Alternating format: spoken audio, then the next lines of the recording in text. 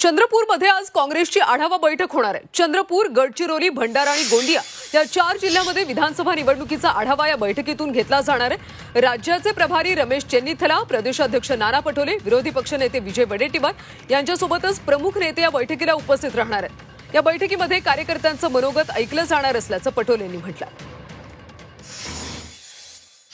चंद्रपूरला आढावा बैठक आहे 2 जिल्ह्यांची।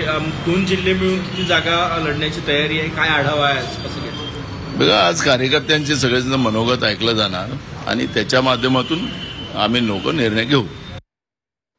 दरम्यान या बैठकीच्या तयारीचा आढावा घेतलाय आमचे प्रतिनिधी आशिष अंबाडी यांनी।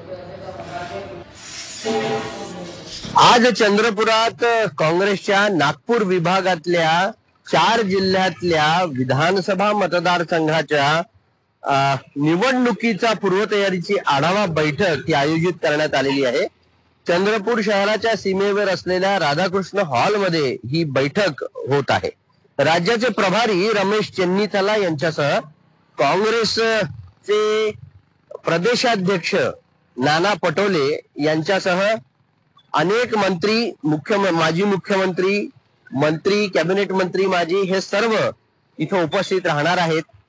4 जिल्हे चंद्रपूर, गडचिरोली, भंडारा आणि गोंदिया याच्यामध्ये साधारण 16 विधानसभा मतदारसंघ आहेत।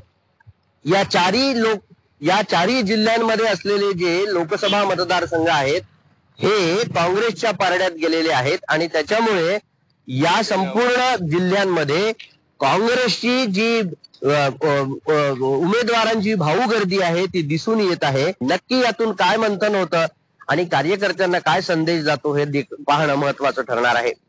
आशिष अंबाडे, झी मीडिया, चंद्रपूर।